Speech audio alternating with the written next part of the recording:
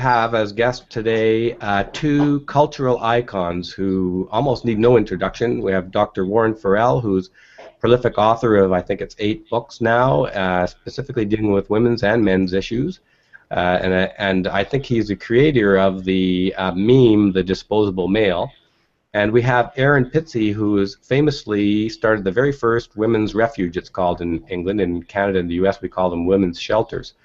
And Erin is also a prolific author. I think over 20 books. And I'm reading her most, I think it's her most recent book, Erin, This Way to the Revolution, yes, which is an autobiographical book. Can you say an introduction for the audience, Erin? Yeah, yes, I live in London. I live in Twickenham.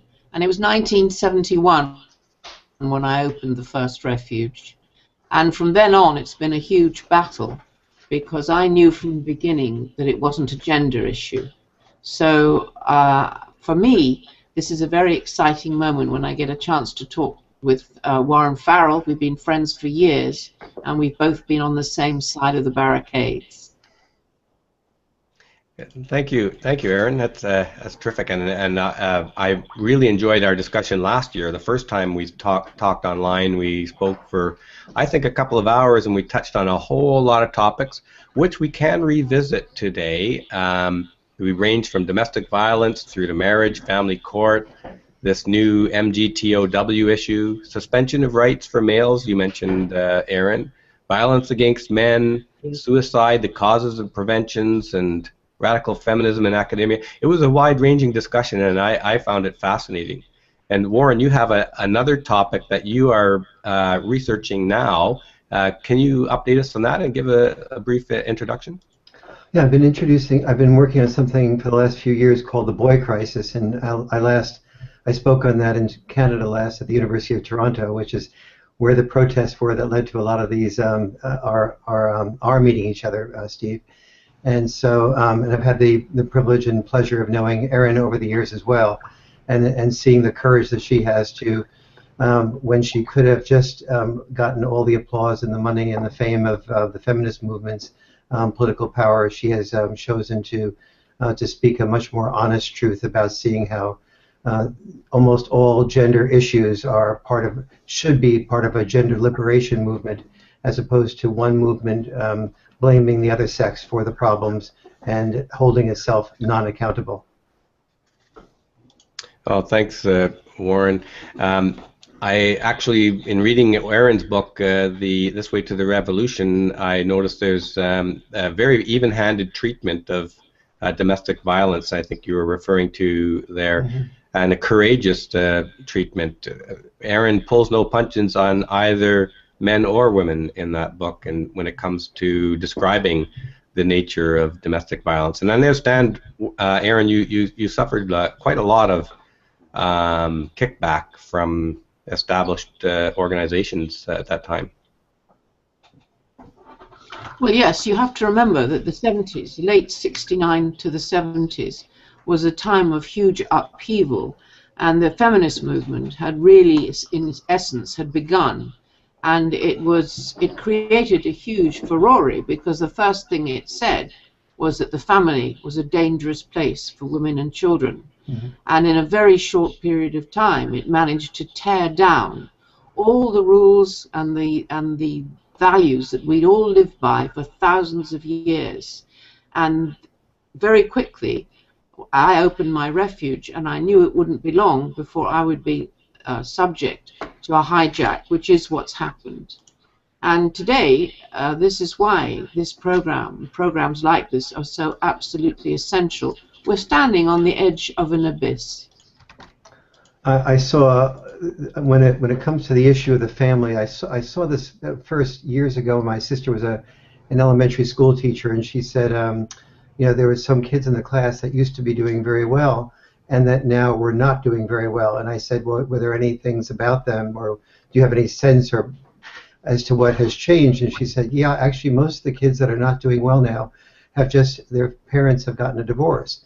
And that sort of put that on the radar for me. And so I started watching out for that, and I started to realize that A, that was true, and B, that usually meant that the father had much less presence in the family. And particularly as I started looking more carefully I saw that whenever the father was not significantly involved in the family, that the children did worse in what I ultimately came to recognize was more than 30 different areas. And so I started looking at research from all over the world. And when I was doing research for a book called Father and Child Reunion, and that research led me to realize that the children without father involvement that was very significant did worse in all social areas. That is, they were less likely to be empathetic. They were less likely to be assertive as opposed to aggressive. They were less likely to have friends. Teachers were more likely to evaluate them as difficult to get along with, which had not been true of these same children before the divorce.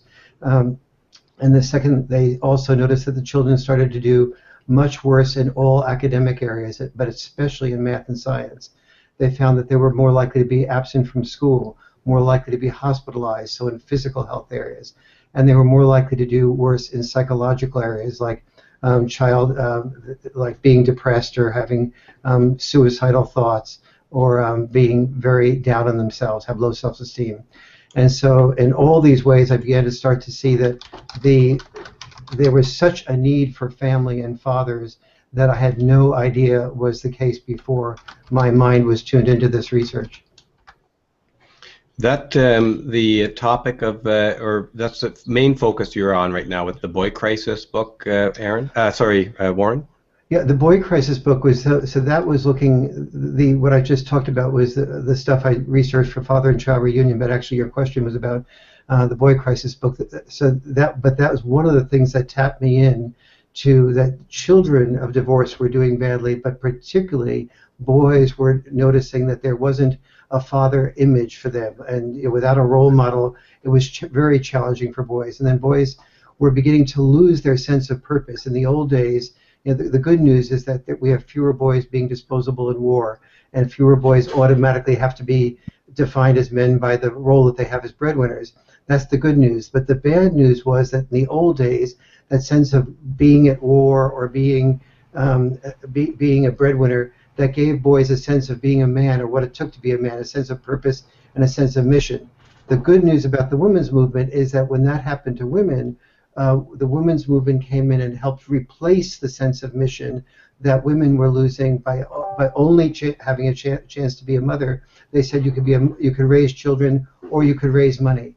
No one did the same for boys. No one is saying to boys, when you grow up, you can be a dad. And that can be a full-time occupation if you wish it to be, and maybe a woman will be interested in raising the money. And so that's a possibility. That would be the equivalent opposite of what was now available for women. No one was opening that gate for men, and no one was telling girls, it's fine to fall in love with a man who maybe isn't so career-oriented, but he is the type of loving, caring, nurturing man that might be a full-time dad. And so boys were not having a sense of mission, and they were not having anyone to look up to say I could be successful and respected if I was primarily a dad as an adult. Like women were getting the opportunity to say I could be successful and respected if I was raising money as an adult. So you're suggesting that the women's movement, the feminist movement, has broadened the opportunities dramatically for women, but in fact they've either not changed the opportunities for men, or they may have shrunk them in some manner, shrunk the opportunities for men? Yes, the opportunities for men have not been shrunk, but men have been demonized and caught in a catch-22. If the man earns a lot of money, he's considered part of the patriarchy, and he's an oppressor and part of the privileged group. If he doesn't earn money, he's invisible, ignored, and considered a loser. So he's caught oftentimes between a rock and a hard place. Does that fit with your experience, Erin? Well, I want to talk about something that's going to happen tomorrow, because this fits in to exactly what Warren's saying. Now, tomorrow, and this is breaking news, there's a report coming out in England. This report finds impact on children of domestic violence between parents as damaging as child abuse. Well, that's no surprise to those of us who've been working in the field.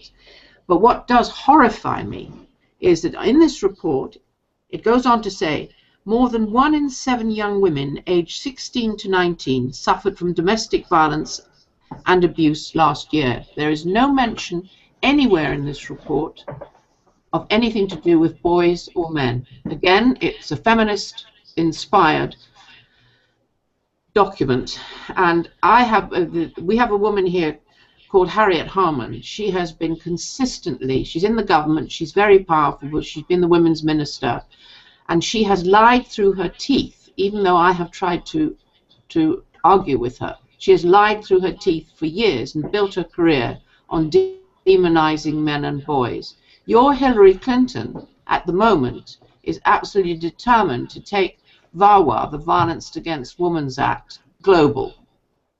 And this means that she too, she knows the figures, she's lying, and she's running for president possibly. And if she gets in, God help the world, because without family, without men and with their children, we have essentially the end of what we know as civilization. Yes. And the reality of what you're saying in the United States, Erin, is becoming really scary. Last year, or actually in 2012, women who were under 30, who have the ones that have most of the children, 53% of the women in the United States had children outside of marriage. And what the data shows is that when a woman has a child outside of marriage, it's very highly likely that the man will not be involved in any significant way with the children.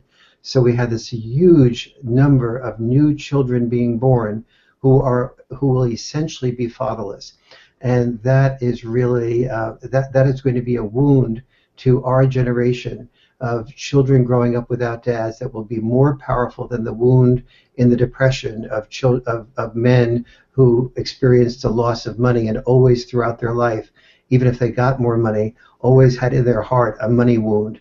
Now we will see children growing up all through their life having a father wound. That's a really important. Experience. Oh, sorry. I was just going to say that's a really important observation, Aaron. Warren, comparing the money wound. I'm old enough that I've dated women who parents were through the Depression, and I can say it always surprises me how, even no matter how successful or well established they were always extremely concerned, and it was acute with them, the possibility of being destitute. Yes, Even though that possibility at that time was really remote. So I'm really impressed with that analogy, that father wound or father absence wound could carry through life, almost never really acknowledged or quite get the finger on it for the individual who suffers that. I just wanted to make one other point on this. When Janice Fiamengo spoke in the University of Toronto, she raised the topic that fathers are important, and it's on a video on the Studio Brule, and there was an audience of a couple of hundred people there, and they were during a question-answer period. Now, what struck me so strongly at that, and I was there, I videotaped it, was that when Janice Fiamengo suggested that fathers were important, the audience reaction amongst the feminists was almost as if to say women need to be extinguished or beaten or thrown off the earth. It was a visceral, instant objection to the suggestion that fathers might be important, and it was an inconsequential, not inconsequential, but it was just stated. Janice just stated that, well, research is coming to indicate that fathers are important. The feminists in the rooms were outraged, and when I say outraged, they were vocal, they were yelling. One of them stormed out of the room. Several of them challenged them, Janice Fiamengo, as being, as suggesting some kind of slur or racism or sexism thing. Do you have, either of you have comments on that? Yeah, Erin, do you have a thought? Well, all I can say is that it's much more underground here now. You actually don't see what I saw happening to you in Toronto. They're very, very much more sophisticated here. I imagine if perhaps at university campuses, but our problem is so many women who in the early 70s were the radical feminists are now in positions of great power right the way through all the agencies, the judiciary and the government. anywhere you look, particularly in the media. So everything gets reported through this eye of radical feminism, and I'm not surprised that they're absolutely horrified at suggestions that men are necessary, or men, and in fact, one of the things that Harriet Harman said publicly in a document in 1990, she said, men are not necessarily harmonious to family life. I mean, that is the climate, and it's been a climate over a long period of time, Warren, hasn't it? Yes, I'm afraid it has, and in the process, so much subtlety about the importance. I mean, as I see how much better children do when they have both parents involved in their life about equally, I really get this deeper understanding of the fact that just like our founding fathers understood that the importance in government was checks and balances. We needed conservatives, we needed liberals, we needed people having tension with each other. The children grow up better when there's both the mother and the father in tension with each other. And the tension is real tension, but people have to know. So, for example, after a divorce, a mom will say to a child, the same thing that a dad will say, which is, you can't have your vegetables, you can't have your ice cream until you finish your peas. And so the child will try to do the same thing with both mom and dad. The child will try to test the boundaries and see if it can get away with having its ice cream in exchange for eating only 1 or 2 peas. And so it does that with the mother, and the mother starts feeling, well, gee, I don't want to get into a big argument with the child over a few peas. So, okay, sweetie, you had a couple of peas. You don't really need to finish your ice cream finish your peas, like I said. That you can have your ice cream now after you tried a couple of peas. The dad takes the same experience and looks at the child and does some version of, excuse me, we have a deal here. The deal is that you won't have your ice cream until you finish your peas. And the child goes, oh, you're so mean. Mommy lets me have the ice cream without finishing my peas. And dad says, you can continue crying, but if you do so, you won't have any ice cream tomorrow night either. And the child gets to understand after a while that it doesn't pay to cry in response to its dad. It has to focus on finishing the peas before it gets the ice cream. Okay, so now that's the scenario, but here's the data. The data shows that children who are brought up primarily by dads are only 1/3 as likely to have ADHD as children brought up primarily by moms. Now, how does that relate to that last scenario? When the child is being told by the mom it can have the ice cream after only having a few peas, it doesn't learn to have to focus on accomplishing the task at hand. With the father, it can't have attention deficit disorder. It has to have attention focus in order to get what it wants, the ice cream. And so the father, we don't usually think of a father as being having this type of impact, but the research shows that children are far more likely, as a result of having to have postponed gratification, far more likely to succeed, far more likely to be able to get their ice cream in the long run. And so this is just one of the many contributions that we see. The United Nations recent study has found that all over the world, one of the most important ingredients in achieving success as an adult is postponed gratification. Exactly what the father is trying to attempt to do, and getting the child to have no option but to finish its peas before it has its ice cream. Is the ultimate boundary setter in Yes, that situation. So yes, immovable boundary. Let me just say one. Yes, there's a very important difference. Women and men are about equally good boundary setters. Women set boundaries actually more frequently than men do, fathers do. The difference between moms and dads is not so much in the boundary setting, but is in the boundary enforcement. Moms and dads, when moms don't enforce boundaries, they find themselves repeating the same boundary over and over and over again, repeating the same threat over and over and over again. But when they don't force it, the children ignore it. The moms get exhausted, overwhelmed. As you hear, single moms often use the word overwhelmed. I'm overwhelmed. I just can't handle anything more. And you don't hear single dads say that very often, even though single dads are far less likely to get government support or money from the mom. One of the reasons is the difference between the boundary enforcement. Does that, I presume that applies for both male and female children in terms of boundary learning? Yes, boundary equally. Enforcement equally, exactly. Children who don't have that boundary enforcement, and the good news about this is that a mom can learn to enforce boundaries.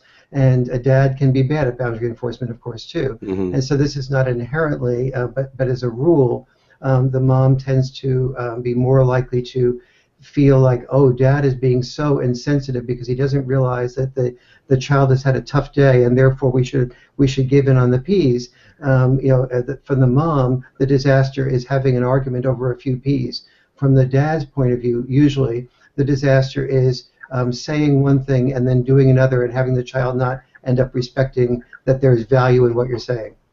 One of the things I hear, I know a number of men who've been divorced, and some of them who have, fairly limited contact with their kids. And here's something that's almost universal amongst the fathers who have limited contact. They're afraid to be too tough on the kids because they have the kid for such a short period of time that they don't want it to be a negative experience. Now, how do they manage this?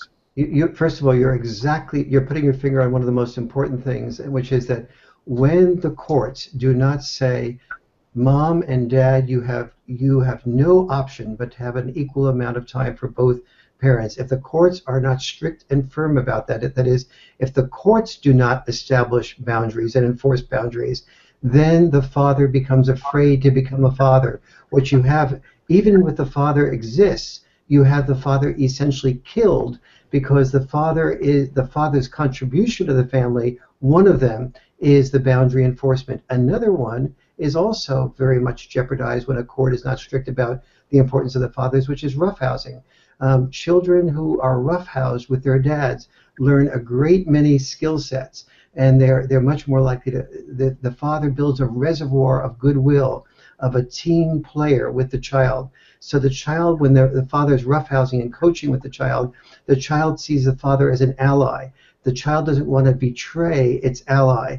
And so when it has had fun with its child, the father has a deep resource, a deep reservoir of goodwill to call upon to get the child to do what the child needs to do for itself. And when the court is not firm on the importance of the father being involved, the father's afraid to roughhouse because roughhousing is a higher percentage chance of having the child hurt itself or get a scratch or to have something happen that's negative. And then the mother can come in and say, I can't trust my child with my father. If the court is weak and doesn't understand the value of the roughhousing, then the court will be inclined to rule in favor of the mom, and the father becomes more and more afraid to be effective. And yet, a lot of feminists are absolutely totally entrenched against any presumption of equal parenting. I know it's an issue that men's rights groups and other equality groups are in favor of and have been pushing for years. But there doesn't seem to be any sign of this happening in Canada. And most feminists speak out against that very strongly, claiming that the father will use his time with the kids to damage the mother, or as some kind of leverage or something like that. Have you have any experience with that? That's projecting. What we find is that what the studies that have found by people like Gwyneth Walker, a female researcher, was when she asked children 5 to 10 years after divorce, did your mom badmouth your dad or your dad badmouth your mom? Did both badmouth each other? Did neither badmouth the other one? She found that 54% of children said that the mom badmouthed the dad, but the dad did not badmouth the mom. 11% of children said that the dad badmouthed the mom, but not the other way around. Most children said that both parents, a fairly high percentage, said that both parents did, and only another 10% said that neither did. So the ratio of mothers bad-mouthing fathers was 4.5 to 1 vis-a-vis fathers bad-mouthing mothers. And so oftentimes when mothers fear that when the child is with the father, that she will be bad-mouthed, but that's usually a projection of her own propensity to do that. And her fears are reinforced by, it seems like, feminist lobbying. Yes. You know, Erin, you touched on a couple of things, and I think it's worth to go back to them. The lack of focus in your country on recognition of domestic violence against men. And this is accelerating right now. And did you say you have a an interview tonight or soon about this? Yes, tomorrow morning. This is the report that's coming out tomorrow morning, and it'll be the breaking news. And I'll be there to discuss this report. And the shocking thing about the entire report is now, as far as they're concerned, it's only girls, children who are female, that are being abused. There's no mention of boys in the whole of the report. And yet, and certainly, as we know now, when Murray Strauss, they're all experts from across the world, the research shows that domestic violence is not a gender issue. It's never been a gender issue. Both men and women are violent to each other. It's generational. Now, we know that, and we've known that for years, yet nobody can break through this barrier of the very powerful women in positions like Hillary Clinton or Harriet or others in our country to make them back down, because they have lied. They've lied openly all these years, and to such an extent that they have damaged generations of boy children and fathers. Men have lost their homes, they've lost their jobs, they've lost their children over all this period of time, and a completely spurious decision to blame patriarchy, which is a meaningless word anyway. Mm-hmm. And one of the frightening things tomorrow. This is one of the things you deal with in your new book, This Way to the Revolution as well, right? Yes, but the thing is, what horrifies me is that this is a government-backed report in the 21st century, and it's a huge lie. And then I read that Obama is now going to make comments about the rape crisis in America, and he is quoting figures that are actually wrong. Right, and my understanding is I know it. Sorry, reports are indicating that sexual assault and rape are actually at an all-time low historically right now. I had an occasion to look into that. Yes, I know. Okay, so why is your president, sorry, not yours, but why is the president of America trying to join in the excellent question. Chorus of rape? Yes. But Erin, before we go off this topic, are you live tomorrow? Is there somewhere that people can watch your? Yes, it's on ITV, and I'll be 6 o'clock in the morning. It should begin at 6, and it's ITV. And it's called the Daybreak Show. The Daybreak Show. Can I get that information from you later, so we can post it for our viewers? Just while we're on that topic, because we have a little over 20 and a half. 23, 24 viewers online right now, and I encourage anyone who has questions for either Erin or Warren to post them in the comments. I'm trying to monitor that, and we'll have them address the specific questions that you have. And also, if you want any links or information to other more in-depth to the topics that both Warren and Erin are talking about, put that in the comments as well, and we'll try and address them or get you links to that information. Let me say something here to support what Erin is saying about the domestic violence issue. Marty Fiebert has gathered together a bibliography of more than 300 studies that have looked at whether domestic violence is more male to female or female to male. Almost all the studies have found that domestic violence is about equally female to male, and the dating process a bit more female to male, and so Erin's point, and so when these studies first came out in the mid-70s, many feminists said this is just impossible, so they did their own studies. To the credit of the feminists, almost all the feminists that did these studies found that in fact that the male and female domestic violence was about equal when you ask the same question of both sexes. The one exception seemed to be that the FBI said that males killed women more than women killed males. But what no one understood at the time is that the FBI did not include multiple offender killings. That is, if a woman or a man killed the other sex, and they got somebody else to do it with them, like a hit person or a boyfriend or a girlfriend, and they both did it together, it was no longer called a male kills a female or a female kills a male. It was called a multiple offender killing. And what nobody understood was that the process of when men kill women, they almost always do it by themselves with a gun or a knife. When a woman kills a man, if she's wealthy, she almost always hires somebody else to do it for her or with her. And if she's poor, she almost always gets a boyfriend to do it with her. So what we know from the contract killings analysis is that when women kill men, it's usually some type of contract with their boyfriend or a wealthier man, and the reward is the will. It's very rare that men are killed if they don't have a will, and that part of that will is going to the woman that is killing them. But the important thing is that the killings that women do of men are usually multiple offender killings that don't get reported. So the probability is that women kill men more than men kill women, but we don't have perfect data for that.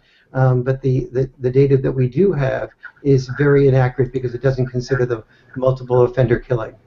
But it also, I mean, it is recorded, but it's recorded as a man killing. So there's a double effect here.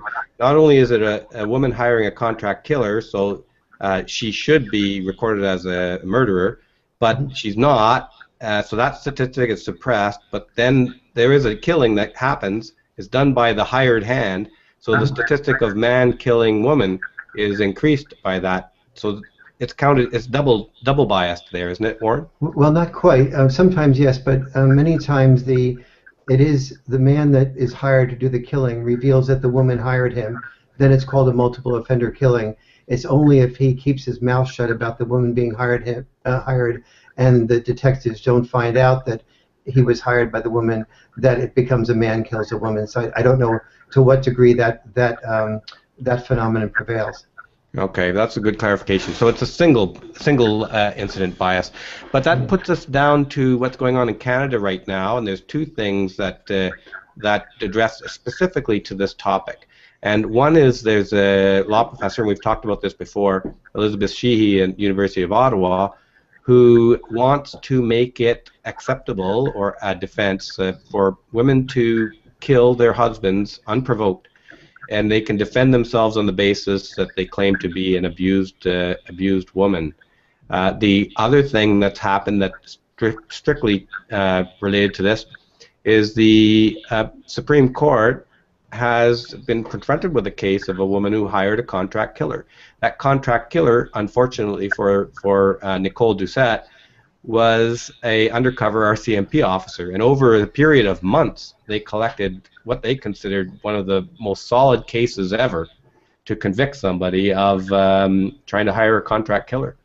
And the Supreme Court ordered a stay of prosecution. So she's walking free. She is not under threat of being prosecuted for hiring a contract killer to kill her husband, who was living 200 kilometers or so away from her. That is really outrageous. On what grounds? Sorry, what was that, Erin? On what grounds was she allowed to walk free? They say that she was an abused woman. And here's the interesting thing, is that there was no evidence required but her word to the Supreme Court. And her husband didn't even testify to the Supreme Court because the prosecutor didn't think it was necessary, that the Supreme Court would never accept this on her word. But she went in with her lawyers and said, my husband was a threat to me, and the only way for me to eliminate his threat to me was that I kill him. And the Supreme Court then said, okay, we won't prosecute you. Yes, it's really outrageous, especially when there are so many options as to to not have both genders testify, to not have the proof, to not have other avenues that are suggested, so that each can be protected from the other one, is really deeply, deeply sad. But it gets worse, Warren. Like Elizabeth Sheehy is promoting or seeking the courts to recognize if a woman, let's say, kills her husband in his sleep, stabs him in the back, and walks out the front door, that this is justified on the same basis that the Supreme Court now let stayed the prosecution on a woman who tried to hire a hitman. Now they're trying to extend this to legally to be able to kill your husband on that same argument. Yes. When I did the research for the myth of male power, Steve, what I discovered was that there were 12 legal defenses that women could use to be able to kill their husband or to kill a child that a man was not able to use to kill a husband or to kill a wife or to kill a child. One was a PMS. Warren, what book is that? The Myth of Male Power. Okay. When I started looking at those, one of those that's the most frequently used is the learned helplessness defense. The woman saying that she, and that was started by Lenore Walker in the United States, and it's called and it's the type of defense that you're talking about in the Canadian Supreme Court just now, and where the woman says, I felt helpless, I couldn't get out of the relationship, and therefore I felt that the only thing I could do was to kill the man, and of course that defense in reverse would never be allowed of a man. Even though there's plenty of examples of men having that experience, that those are never been able to be used successfully in court. And so when you have, so the important thing here from a Section 15 perspective, that is Section 15 of Canadian Constitution, says that you must have equal protection under the laws. It's the same equivalent as the 14th Amendment in the United States. But yet, so we have two things happening here, which is Dr. Sheehy is teaching in a publicly supported university, getting funding to do something which, if she was saying the same about blacks should be able to kill, whites should be able to kill blacks without blacks being able to kill whites, or men should be able to kill women without women being able to kill men, if she were suggesting laws that were in clear violation of the Constitution and at the same time the equivalent of racist, she would not be allowed to speak and teach in a university. So we're using public funding to support this type of sexism in the university, and that's what we need. That's what we need to have students organized to protest. I say students organizing it because the protest will be successful only when students, who are what it takes to have standing, say we want courses, that we want to either get rid of professors like this, or we want courses in the gender studies that express the male point of view as well. And if the university does not provide those courses, we are suing the university. That's the type of legal counteraction that we need to take in order to stop the process, in order to help universities think twice before they have this misandry and this bigotry against men perpetrated as part of academic free thinking. Erin, can you weigh in on this? I know there's some questioning in the comments, and I'm trying to get to some of the comments so that you can be patient, folks. There's some very good comments coming in, this topic here, Erin, can you comment on this husband killing thing? Yeah, well, we had this quite a while ago. Actually, it was several years ago. They were busy trying to remove the laws that actually suggested that men could be provoked into acts of violence and into murder, and that was removed. But this whole argument about women always being victims of violence and therefore they could never be found guilty of murdering their partners. In fact, there is an organization called Justice for Women here, and they're all barristers and solicitors and mostly journalists. They're radical lesbians, and they believe that all women who kill men are actually political prisoners of the patriarchy, because it's what men have done to women that has brought this issue to the front. My feeling about all this is, I mean, I know Leonora Walker. I've known her for years. I knew her when she was simply a marital counselor with her husband, and I've watched her grow, and she's another as far as I'm concerned. She's built her entire career on lies about men, and this learned helplessness is yet another, in a sense, it's another excuse to allow women to be completely unaccountable for their behavior. Who is that, It's going to take Erin? a huge revolution. Leonora Walker. And we were just talking about her. Is she the American? Warren was just. Yes, Warren was just talking about her. Okay. She's the American who who developed the concept of the learned helplessness defense, popularized it, and made it powerful. Here's the real crime in all of this. I mean, the crime is in what we're talking about in part as well, but we have this enormous billions of dollars supporting this domestic violence industry and learned helplessness through the Violence Against Women Act. These billions of dollars can be constructively used to eliminate, or not eliminate, but significantly minimize domestic violence. There is a solution to domestic violence, which is helping people feel heard and to communicate. When domestic violence erupts, it almost always erupts as a result of one person saying something to the other one. The other person interrupts and shouts back. The other person feels unheard and they escalate. The other person feels unheard in return and they escalate. And so the solution is to be able to teach people how to communicate with each other in such a way that they feel heard by the other one. That's the solution to domestic violence. Billions of dollars should be poured into training counselors, and somebody has an experience of domestic violence, to train both men and women to learn how to communicate differently so that they de-escalate the propensity for violence as opposed to escalate the propensity for violence. But when you have only one gender go to a women's shelter, and that at that women's shelter learn that men believe that they have power and privilege over women, and once a man hits a woman, he's hopeless from that point on. That politicizes what should be prevented, which is domestic violence. So what about this that Erin, you alluded to, that Hillary Clinton or the American administration wants to take VAWA global? Is this real, or Yes. is this just a fear? Are they trying to do this? Oh no. Oh no. This is real. This has already been said. It's actually in reports, and it was one. It's in at the moment. It's being argued because the VAWA is coming up again, and one of the things they're asking your government to do is to make it global. And the fact is, once they do that, countries who haven't been exposed to radical feminism there'll be budgets put behind them to make sure that they are. How would they take it global? Like, what's the mechanism to do this? Well, they can do it through United Nations. They can do it through all sorts of organizations that are global. You will have a global radical feminist movement that will destroy family life as we know it and will discriminate against men and boys. Instead of just destroying the Western world, they'll reach out, and it'll reach everywhere. Hillary Clinton, as far as I'm concerned, has to be stopped. Yeah, I think she does have some detractors in that, but she also has some very, very, very powerful supporters. I just want to flash up a couple of comments.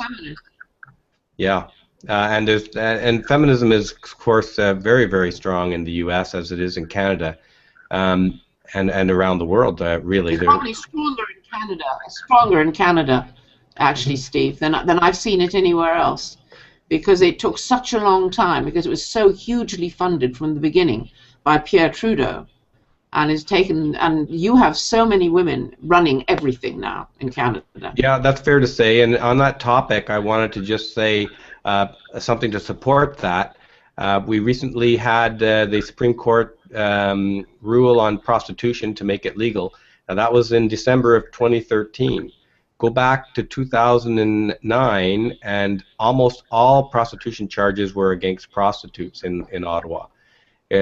2010, the Women's Coalition was formed with several groups of fairly powerful feminist groups, including the Elizabeth Fry Society, of which Elizabeth Sheehy, who promotes husband killing, does a lot of work for her. She's very closely related to Elizabeth Fry.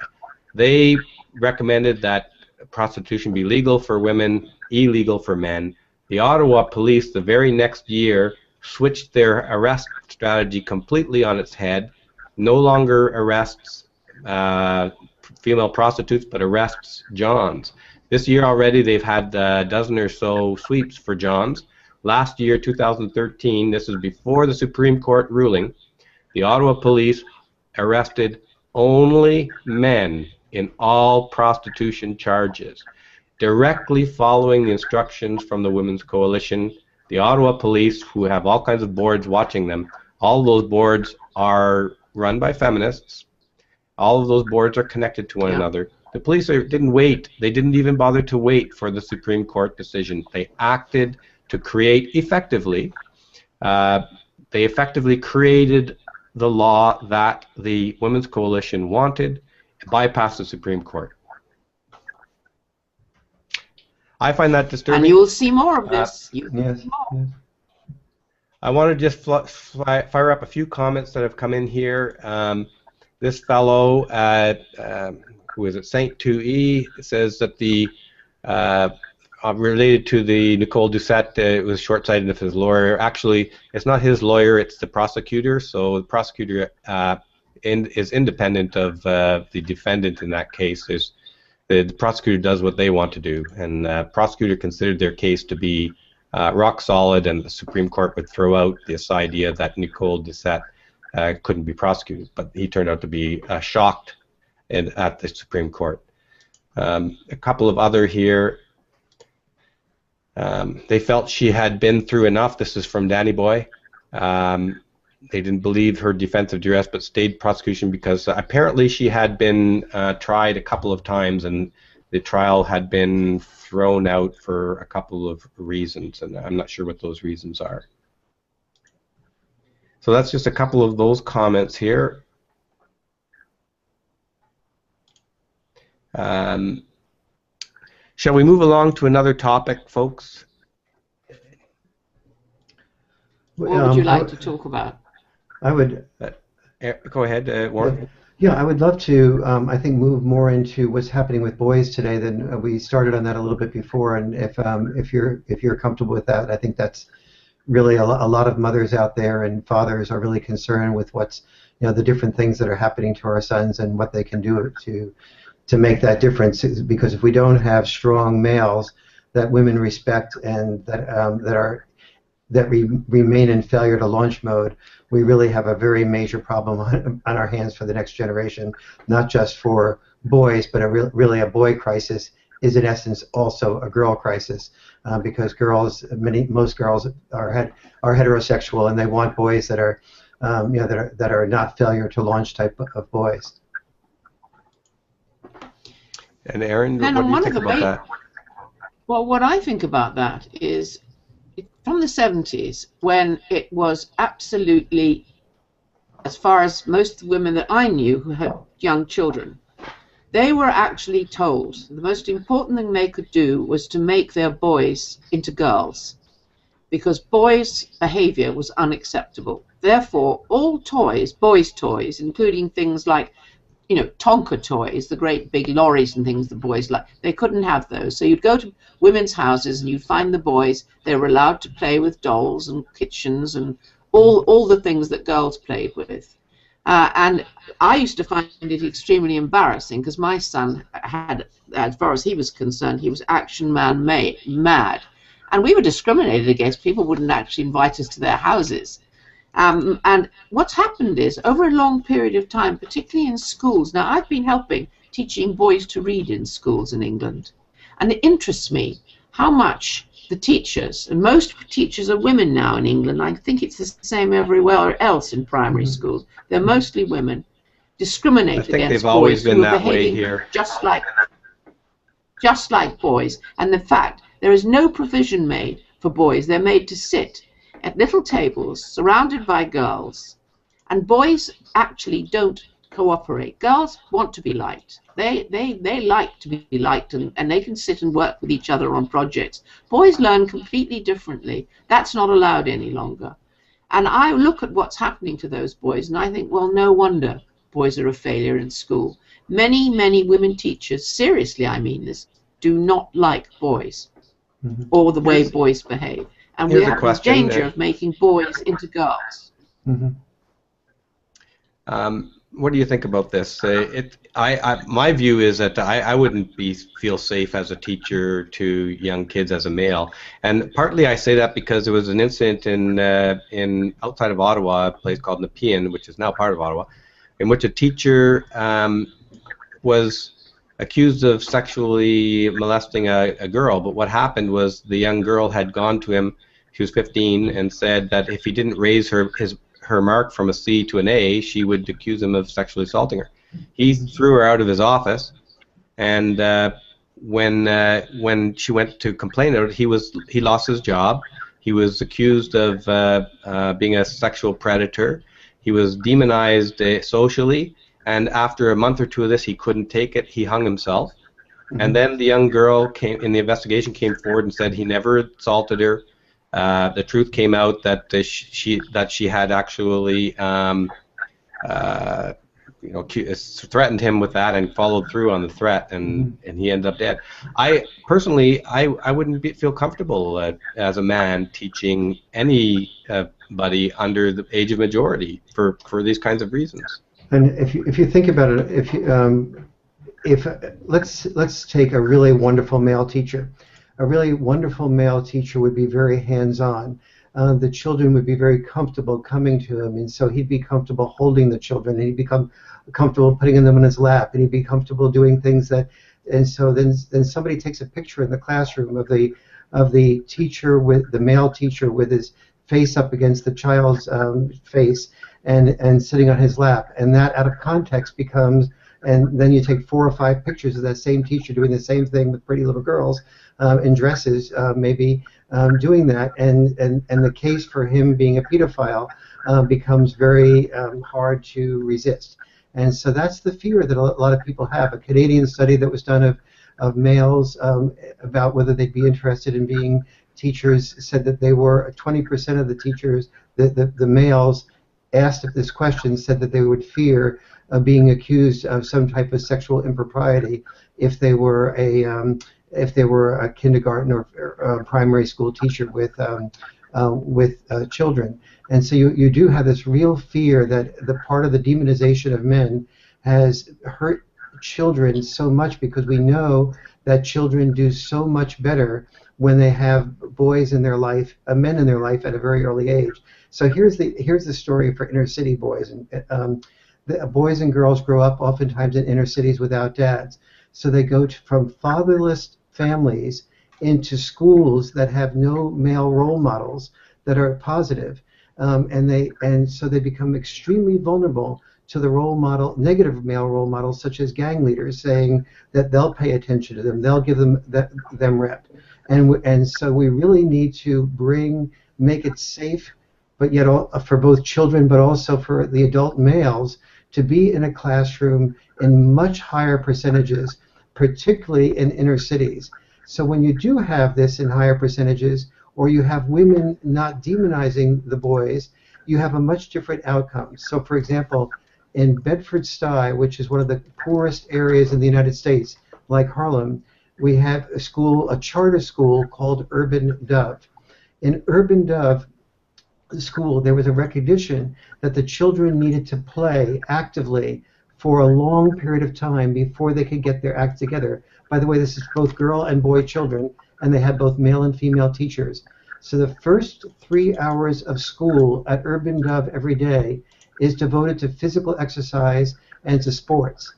After that first 3 hours, the males and females who are coaching the children remain with the children throughout the day, being there as a consultant to coach them effectively with the child throughout the day. The children that were chosen for the Urban Dove School were the worst students in the worst communities that had a 0% projection of graduating from high school or from college. So the schools felt there was nothing to lose by having them go to Urban Dove School. The graduation rate at Urban Dove is 95%. The go to college rate is 93%. So that's just an example, and I'm giving you just the tip of the iceberg there, of how important it is to recognize the things that we see as boy qualities, needing exercise and needing physical contact. Those are qualities that are useful both to boys and for girls who are not like normal girls. Girls who are doing badly in schools are oftentimes more ADHD, more physically active. They are in need of more physical stimulation as well. And so for all children that are having challenges, this type of male approach to school, more sports-oriented, more coach-oriented, is needed. And these are the things, these are the potential turnarounds in a child's life that are being missed by ideology being forced on all of us. And we have nothing to blame but ourselves. We have to organize and we have to protest this. And almost every time I do this, when I used to be deeply involved with the feminist movement, as you know, I was on the board of directors of the National Organization for Women in New York City for many years. And when I was beginning to articulate some of these issues, like Erin, I was told, if you do this, you will lose the support of feminists. And that's not answering the question. The question should be, if you do this, are you doing something that's positive for children, not will you lose the support of a political group? And you lost that support spectacularly, if my memory is right, Warren, as soon as you started to question the orthodoxy. Yes, I went from for example, every single article I wrote for the New York Times when I was on the board of the National Organization for Women in New York City, every single article was published. When I started to begin to question some of those things, the next 28 articles that I wrote were not published for the New York Times. When I began I was on a lot of TV shows. So, for example, one was with Gloria Steinem, and we were talking about the gender pay gap, and I was explaining why it was not true that the gap between men and women's pay was about discrimination. Gloria looked over at the producer. I saw her give a sort of no look to the producer. Within about 10 seconds, the producer said, well, let's end that segment and go to commercial. We went to commercial. I was asked to leave. The segment was never aired. I had been asked to be. I was one of the regulars on that show. Not only was I never asked back, I never was able to get a phone call returned from either Gloria or the producer of the show. And that's horrible. I mean, this is an enormous disservice to society. And this is on what was the show again? That was I think it was the Home show at that time. On what network? I don't remember. It was about 25, 30 years ago. But in the Myth of Male Power, I discussed Myth of Male Power, and also in Women Can't Hear What Men Don't Say, I discussed the exact data on the show. What's so disturbing is that you're not expressing an opinion here. You have done detailed research, and you've come up with sound arguments to really put this issue to rest. And for your efforts, you were rewarded with total rejection from the conversation. And it's sad because I'll give you an example. In the Why Men Earn More book, which is the one that documented why women will benefit so much in terms of earning money if they concentrate on 25 different areas which lead to men earning money. That was chosen as one of the best career books for women by U.S. News and World Report. So here's a book chosen as one of the best career books for women being rejected out of hand as soon as I begin to articulate some of the things that could be helpful to women. And that's some of the ways that I think Erin is often saying that the feminist movement, in many of its manifestations, it's helping women. But many of its manifestations like this, it is really hurting women. Erin, can you weigh in on this? Well, yes, I want to go back to this argument about boys and men actually teaching in schools. See, yet again, I mean, the fallout from radical feminism is something that you can expect to happen. But when a member of Parliament, a woman, her name's Patricia Hewitt in England, she was also a women's minister for a time, she actually said that yes, we do need men in primary schools, far more men in primary schools and nurseries. And then she added, but of course men can't be trusted. Now, if that's the background of what's being said in governments, what hope have we got? In the school I taught in, we were not even allowed to hold a child's hand. If a child came up to us and tried to hold our hand, we had to deny the child. We certainly couldn't touch them. And I was in the library with one of my boys. He was 10. And the headmaster came in and he looked at me and he said, you can't be in here, there's no other adults here. And I looked, and this is in front of the boy, and I was aghast because, I mean, I'm a 74-year-old woman and this is a 10-year-old boy. The thinking has become so perverted as far as I'm concerned. And we need to bring some kind of reality into all this. And here's a topic from Doom Rawls. I think it hits on this. James Brown is I believe I may have the wrong person, but I believe he was a principal or I forget the term, but very high up in the education system. He's retired, and now he is speaking out widely on the issue of education as it relates to boys as well. Yes.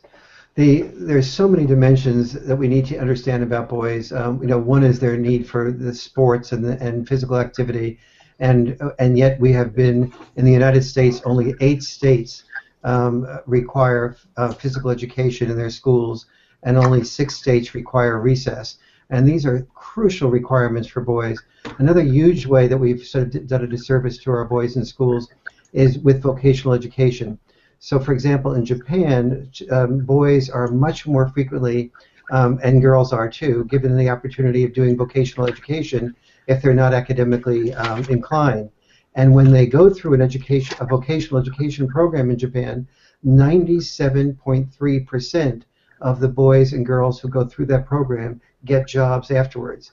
In the United States, we have this enormous unemployment rate among males in particular, and especially with inner city males, and yet we have eliminated vocational education in most school systems. When you eliminate vocational education, you take boys. I was academically very good at school, so I love physical activity too. But it wasn't a crime for me not to have vocational education. But for the boys in school that weren't good academically, they needed a sense of purpose. They needed a sense of mission. They needed a sense of being able to earn money that could support a family or help support a family. And when you don't train boys in robotics and blueprint reading for the future and all the industries that are coming down for the future that need far more a combination of vocational and education, we're missing out on an enormous opportunity.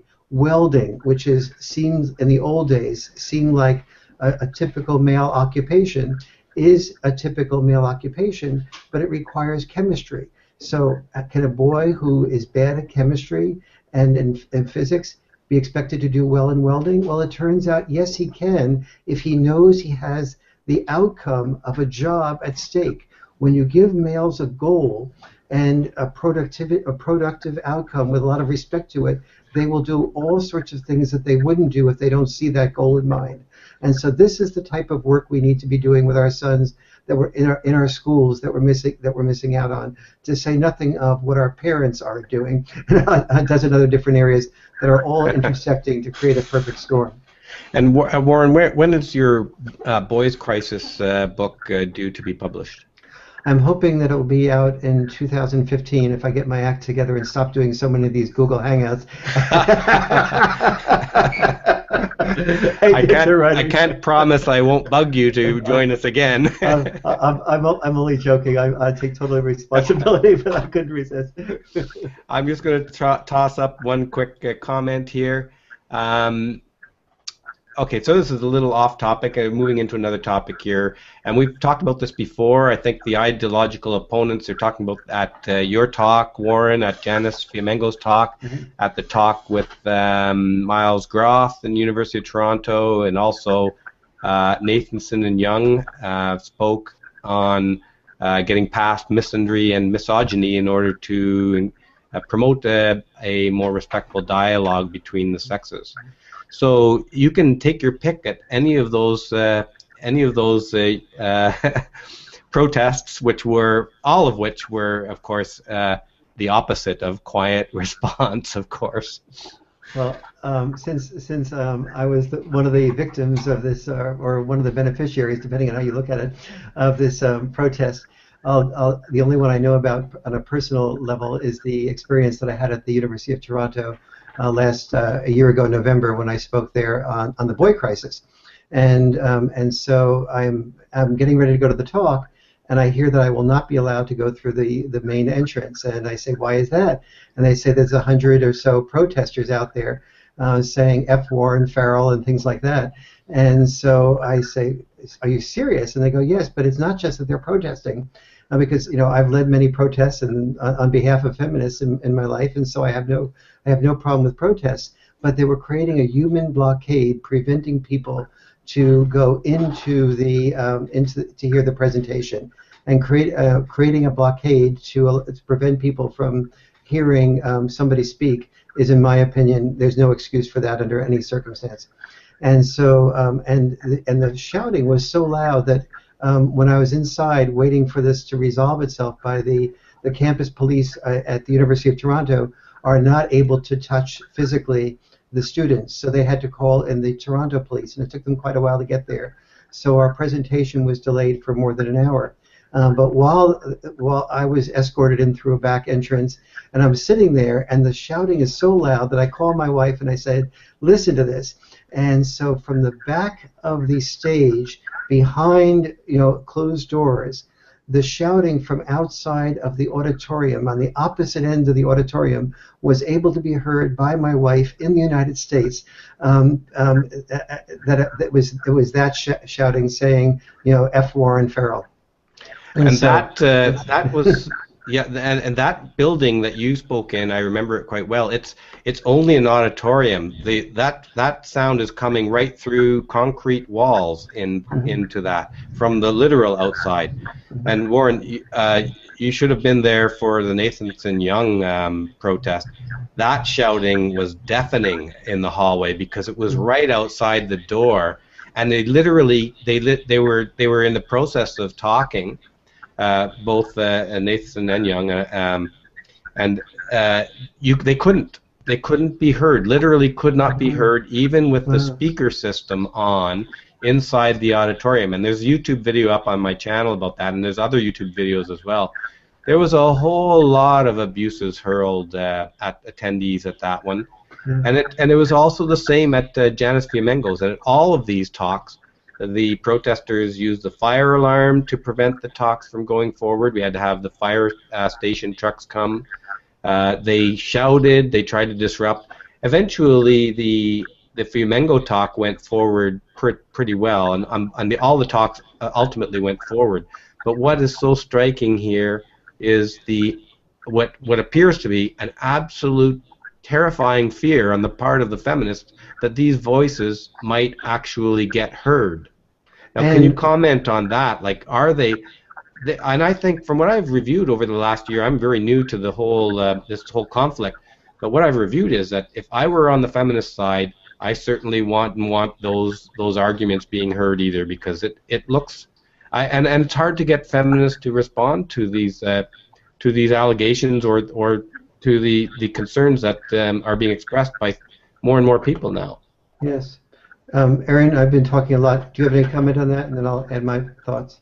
Well, all I want to say is, you see, the students couldn't be behaving like this if the people who were running Toronto University, where incidentally my mother went, because she's Canadian, they wouldn't be able to do this if they didn't know that they were backed by a lot of people who are in positions of power in universities. When you talk to young male professors, like I often do, they'll say, "I'm only hanging on to my job by my fingertips because all the chancellors, the vice chancellors, all these women are in positions of power and they've been working their way there for years." I think you have to look at it as though this is almost like a cult of feminism, and it attracts a certain type of woman. I have very rarely, and I can say this because I've met people from all over the world, been able to have a rational, sane discussion with a woman who calls herself a radical feminist. This is not to say most of us would call ourselves equity feminists. We want equality.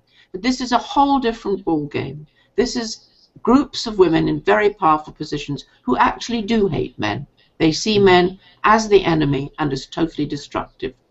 Personally, I think it's going to take a huge revolution, but when you see that kind of rioting outside the truth, you know that it's becoming very shaken. And I can say in the last year, and I'd like Warren just to say what he feels, but I can see a huge turnaround coming. More and more people are waking up and not being fooled. Do you think that this is a sign that the feminists are in fact, or they're afraid? Is it fear that's causing this extraordinarily passionate desire to shut down the conversation? Is it fear, or is it something else? Well, certainly it's in part fear, but any time you get a group of people who have an ideology, strong believers, it selects for a certain type of personality, and when that strong belief becomes the dominant system and has power behind it, like it did with Hitler, you get a really strong. Then you get a very terrible combination. So but on a less demonizing dynamic, I'll give you a real life example of what happens here. I think a few years ago, I'm playing tennis with a guy at a think tank place that we were part of, and he's the president of Northwestern University. So we finish our tennis game, and he says, we both share the normal stuff about what do you do and blah blah, where you're from, and he tells me that he's the president of Northwestern University. I say, I'm involved with gender issues, and he starts talking to me in a very feminist terms, and then he says, I explain that I feel more balanced than that. I have a male perspective as well, and he goes, wow, that's fascinating, and he draws me out, very good listener. And he asks me what justifies a male perspective on that. What is that? What's the content of that? And when I finish, he goes, that is really brilliant. We really need more of that. So I said, listen, you could be the first university in the world that has a genuine men's studies department. Are you interested in that? I can help you make that happen.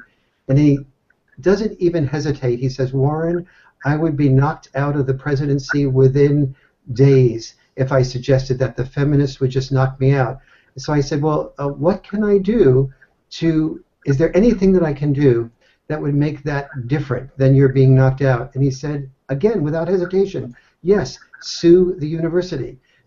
But to do that, you'd have to get a student or a group of students who want a gender studies department to include men's issues in a legitimate type of way. And then when you do that, and they're not, if we don't do that, and we're not, and they're not satisfied, and they sue us, then I'll be a hero because I will have saved the university from a lawsuit. Then I will not be kicked out of the university. But if I just defend having a men's issues department brought into the university, I won't last more than a few weeks. Like Larry Summers didn't last at Harvard. I was just going to say that. And so this is sort of the fear that people who are professors of women's studies have. When I was a professor of women's studies, I taught at the Department of Women's Studies at San Diego State University. And as I began to articulate some of the issues that incorporated men's issues, I saw the end of my tenure there, that it was written on the wall. It was not to be allowed. And the last point there, I did not have children to support. And when I dated women and was involved with women like the woman I'm married to now, they've always been women who economically were able to support themselves. So I did not have weighing on me the need to provide money for myself, my wife, and my children.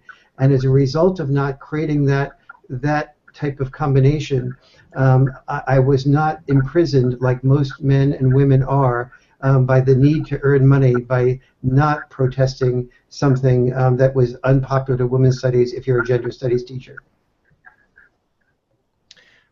That's a great insights there, Warren. And just while we're on this topic, there's a couple of comments up here I want to just flash up. But before I do, Erin, do you have anything to add to Warren's points?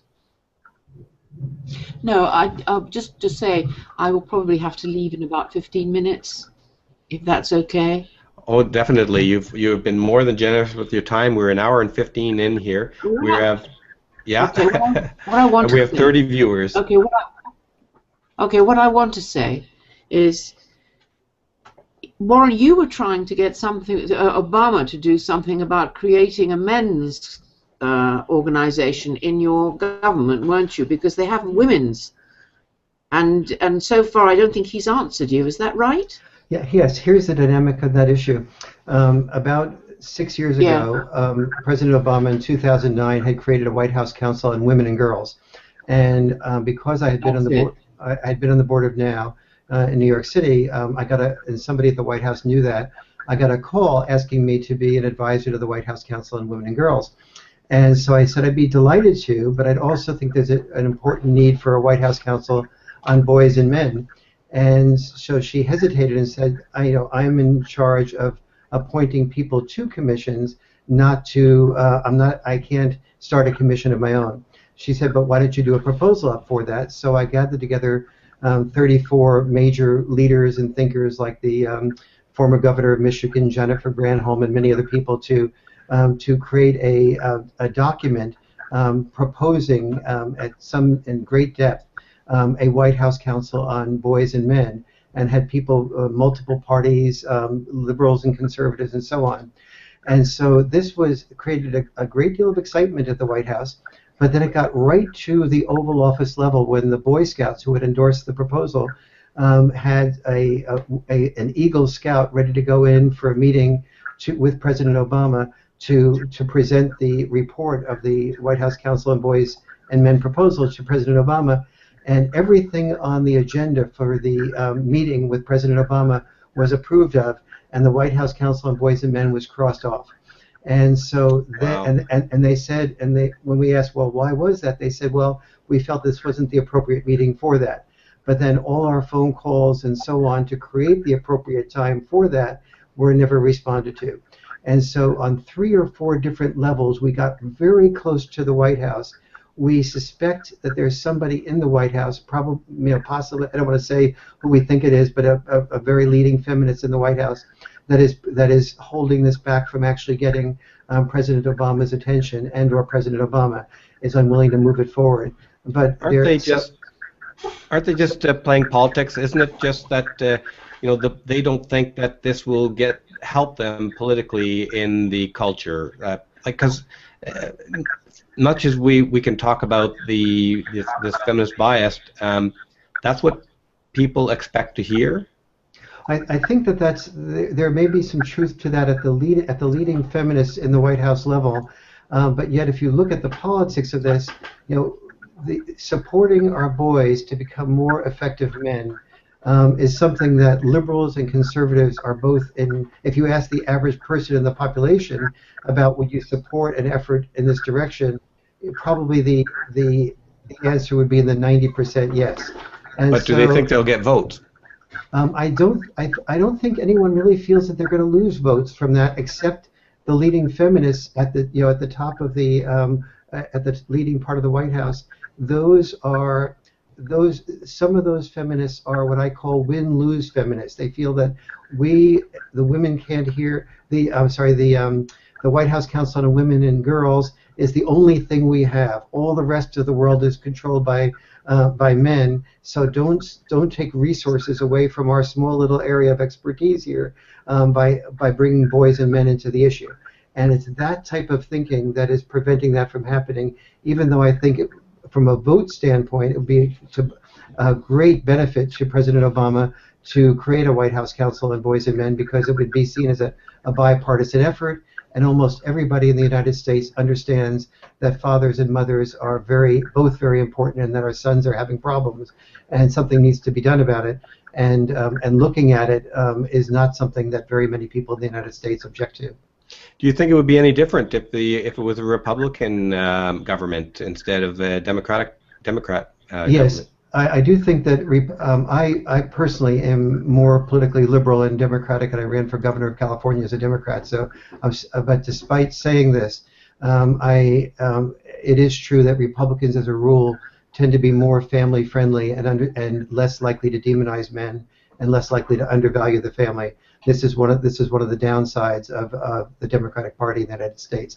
And to counter this, what we have done just recently is to create a group of leading women around the country who are in support of the White House Council for Boys and Men, and that leading women's group is beginning to have some traction in Congress, with getting some support in Congress for this. So it's not in a hopeless situation. We're building support for it, but still we can't get through that final step. Thank you for asking, Erin. Yes, and thank you both for your comments on that topic. I want to flash up a couple of comments by someone named Miss Peori, and I'm assuming that Miss Peori is a woman, and she comments on her own personal experience 20-something years ago. Oh, wait a second. Yeah, right. Let me just flash the comments up, and then we can comment on this. So she had a very positive experience with a male teacher. Mm-hmm. And I'm going to flash on to the next one.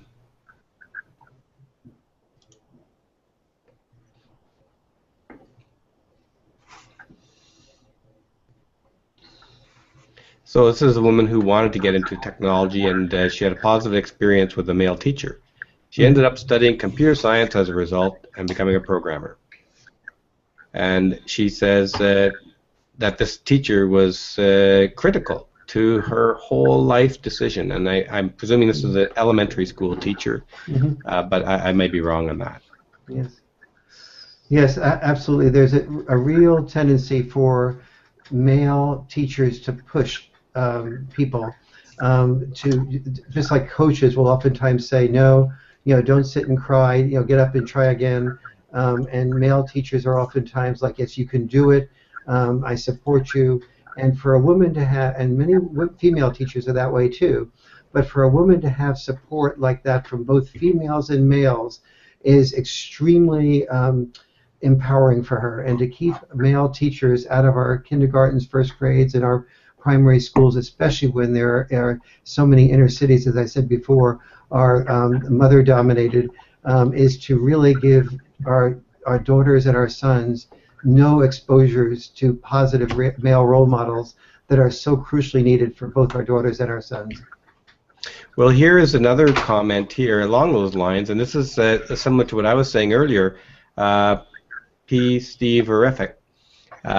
Men have every reason to fear becoming a teacher these days, and I certainly can sympathize with that. So we've got it double pronged here. We're scaring men out of the teaching profession, and here's a fellow who would have loved to be a teacher, and I think those are the kinds of people we want as teachers, people who feel they would love doing that job.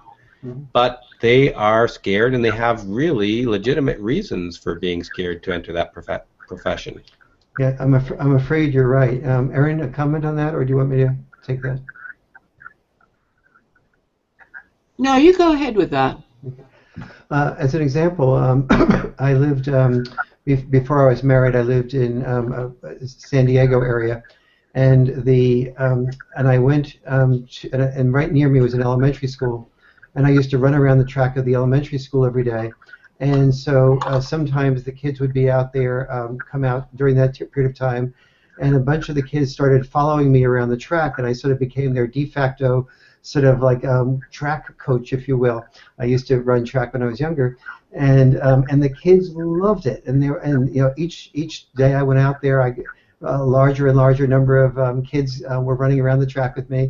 And it was about a 20-minute experience, and I'd go back home, and there was sort of some joy I got from the experience of seeing the kids run and work with each other, and some of the heavier kids lose a little bit of weight, etc. And then all of a sudden, I went out there one day, and there were no kids out there.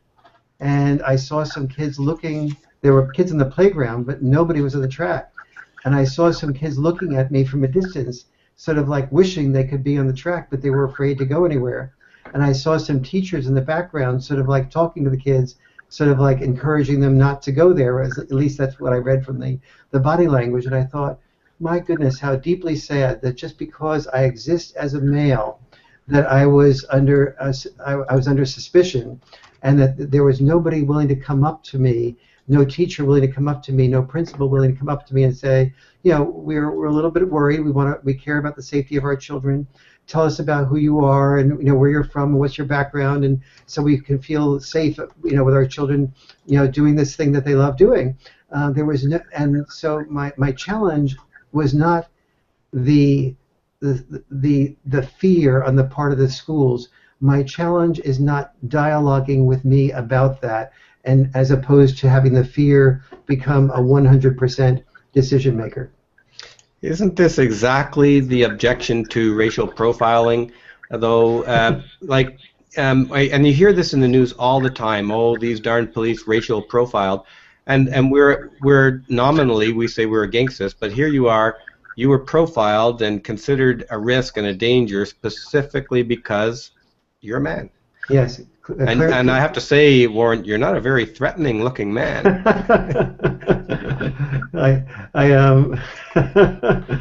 Yes, I haven't been called threatening by many people who have met me.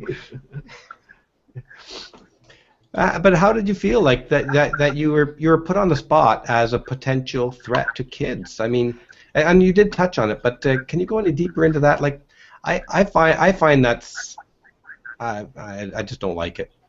Yeah, I think that, first of all, what you just did right this very second, Steve, is really a good example of what we need to do for each other. I just gave you the data, and you were sharp enough to say, how did that make you feel? And how it made me feel is really a very important and powerful question. And I began to feel inside of myself like I imagine an African American would feel when you're driving a car, or the way I feel when when I'm at a stop sign and I see a police officer pulls up behind me, and suddenly I feel like all the potential for me being seen in some negative way comes into my psyche, and my feelings of myself as, gee, I'm okay, even though I'm a man. I didn't mean any harm. I really, this was, I was like trying to justify myself to myself. I feel like I'm one of the more secure people I've met, and yet those feelings were happening for me, like they would be happening for a black person who was profiled and stopped just because he was driving while black, or a person who has a police officer pull up next to them and starts having these awkward feelings inside of themselves that crop up at those moments. And the big issue is where not only is my feelings, but that we're all the loser for not having the exposure to men, not having our children exposed to what males can contribute. I want to jump in here again, and because I had a similar experience to you, and I'm going to share this. I've never shared this publicly, but this goes back about 10 years ago, and I was engaged to my wife at the time, and I don't think she'll mind me sharing this, but she experienced an anxiety attack in the night, and this was in New Jersey, and so I called 911. Because I didn't know it was we didn't know what it was. She was experiencing symptoms, and it looked very disturbing. So she thought she might be having a heart attack or something. So I called 911. 911. I told them the emergency. I needed an ambulance. We're going to take her to the hospital. And what showed up at the door was the police. A police officer came to the door, and he said he wanted to see my wife. And I said, well, I called for an ambulance. And he said, no, but I need to see your wife. So he came in, and he went straight up to the bedroom and asked her, he ignored me completely, and he asked her if she was okay, if I was any threat to her, he was suggesting. And I stood there while this police officer, I called an ambulance to come take care of my wife, who I thought might be having a heart attack or some other health issue. And she has had a few health issues. There was good reason to believe there might be an issue here. But I have to say that experience was extremely disturbing to me, because it really, I was treated like I was a criminal, like I was a risk to her when I was trying to take care of her. Yes. Well, okay, let's look at, Steve. This is what just happened here is really crucial. I shared an experience. You deepened that by asking me about my feeling behind the experience. As a result of the feeling behind the experience, that opened you up to sharing something that you hadn't shared before. And this is part of the dynamic that we men have to learn to do for each other. We need to form men's groups. We need to hear other men speak about what is going on inside of them, the feelings, the fears. I can't imagine the impact that must have had on you. If your wife gets into trouble again in the same type of way, the fears you might have rescuing your wife, or the fear that before an ambulance will come to help her, the police will come to check you out, that is awful. But if this is hidden in you, and it's hidden in me, it's hidden then in hundreds and millions of other men around the world. And so we really need to have us men speak about our feelings and our fears in the way that you have just done. Now, that's really part of the beginning of the solution to the problem. Thank you, Warren. I appreciate those comments. Erin, do you have anything to add to that those revelations? Well, first of all, I'm going to have, yes, I do, but first of all, I'm going to have to say goodbye because it's 7:30 and my time, and Right. I've got something pressing that I need to do. So goodbye, Warren. And as a last note, the only people that are going to be able to make these changes for our children and the future of our children are men and good women who love men. So I want to hear from all of you. Yes. Goodbye. Well, thank Goodbye. you very much, Erin. It's Thank you, always Erin. a pleasure to have you and to speak to you. You're a treasure. I hope we can get together again soon. Thank you. I agree, Erin. We will. You're a treasure. So Warren, it's you and I. How's your time? I could do maybe 5-10 more minutes, if that's Okay. good for you. Sure. I got a comment here. I'm going to flash up, and maybe we can talk to that comment a little bit. Now, this is I don't know if this is from the U.S. or Canada, but are there any schools that actually support? And I presume they're talking about supporting male teachers. I think that's when this comment came in. Yeah, that's a good question. There are schools like Urban Dove that are supporting some of the things that need to happen with boys. There are a lot of single-sex schools that are much more conscious of boys' needs that are growing up around the country. There is a need for people to organize to get schools to be boy-friendly. Schools have always been feminized for many understandable reasons. You know, I used to teach, and it certainly was a lot easier dealing with students that would listen to everything I said, take notes on things that I said, raise their hand to ask me questions, and that was more likely to be the girls than the boys.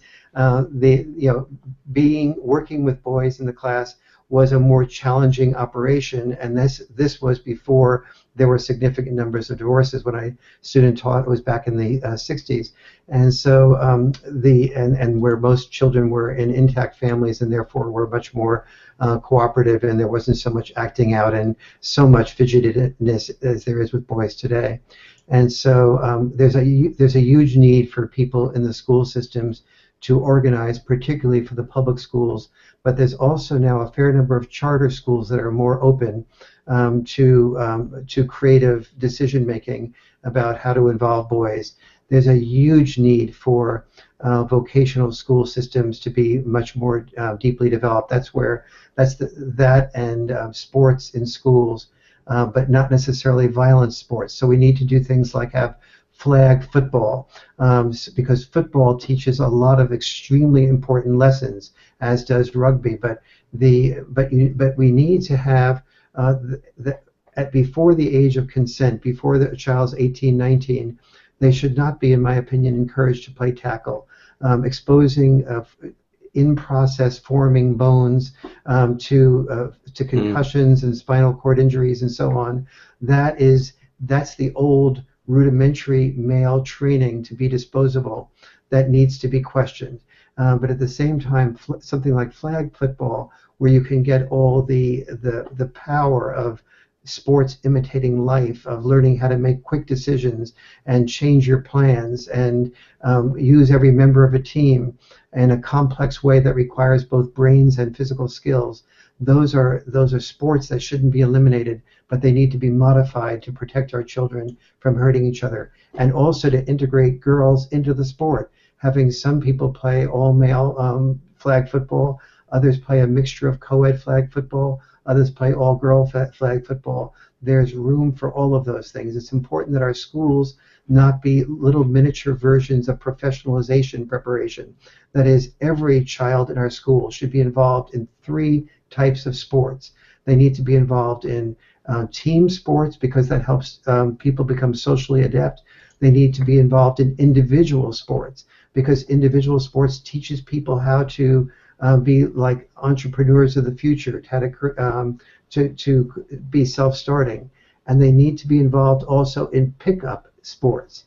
Pickup sports teaches people how to meet somebody, know whether to trust them or not trust them, develop rules with them, develop boundaries with them, choose teams, and that's a perfect type of metaphor for being able to be an entrepreneur and an inventor.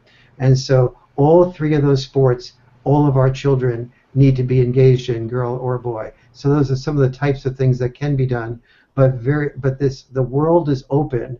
Like technology was a possible opportunity for us 20 years ago, and if you got involved in it, you had a whole world open to you. And now this whole world of helping boys become more enabled and empowered is what it was like for girls 40, 50 years ago. Oh, well, that's terrific, Warren. I know my own son is into basketball and rowing, and I was happy that he didn't pursue football, because that is your tough uphill battle in the U.S. to trying to oppose anything to do with football, I think, because it's this is a massive, massive deal in the U.S. that game, right? Like hockey is here. Exactly, it is the equivalent of what hockey is in Canada. And they're both two very, very risky sports. Lots of injuries, head injuries and broken bones, and kids with knee or back problems at 22 years old. Yes, it really is. It's very serious, and both sports can be played in a much safer way. I understand there's a fair amount of encouragement or turning of the back or turning the eye the other way to fights that break out in Canadian hockey. Is that accurate? Yes. And yeah. They're trying to oppose fighting in hockey, but it starts at 13 years old. There's no contact hockey. I think up to about 12, but at 13 it's full contact, and the sports come out. The fights come out. But it's not just the fights. Even if you eliminate fights, you're going to have injuries in hockey for sure, because it's a rough and tumble game. There's no way around that. And football, I think the same thing. Now, I've become a big fan of basketball, in part because of these reasons. Basketball is an absolutely wonderful sport. It has all the team dynamics, has personal skills. It has a lower. It's not risk-free for injury. But I mean, you're not having two big guys come in like this, right?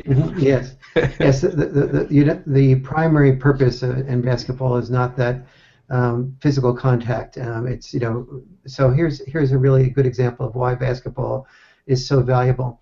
When we often hear men's sports being pejoratively termed competitive sports, as if competitive was bad, but we don't sort of focus as much on the fact that in order to win, one has to cooperate. And one has to cooperate, for example, in basketball in a very subtle way. When I used to play basketball, I would notice that if I took if my girlfriend was watching, I'd be a little bit more likely to be risk-taking and take a shot. But if I took a shot and I missed it, there was a vibe among my teammates that the next time I wouldn't be as likely to get the ball passed to me. So I was learning to be a team. I was learning to be a team player. Every time I went up and down that court, I was having an opportunity to self-correct based on the feedback that I was getting from my team about how effective I was as a team player. Being a good team player in almost anything, but in particular basketball, you are constantly balancing your own ego. Should I take the shot and get the point and get the credit and get all the cheerleaders going, yay, Warren? Or should I go ahead and pass it off to Steve Brule, who is probably in a better position to score and probably is a better shooter than I am? Who can't sink a basketball if it was the size of a swimming pool. And so, if I make the right decision to pass it to the right person, I am then a good team player, and that's what I am rewarded for when I go back to play on the other side. And you have a number of Canadian, hockey players who are really known not just for scoring goals, but for their assists. And don't get me wrong. I love football, and I'm going to watch the Super Bowl, and I like hockey too. I've been accused of not being a true Canadian for not knowing much about hockey, but.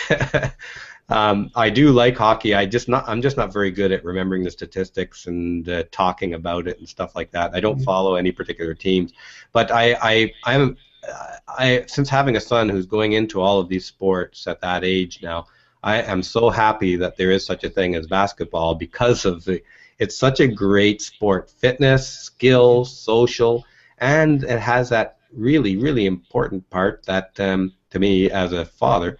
that it's fairly low risk of, debilitating injury. Yes, yes, absolutely.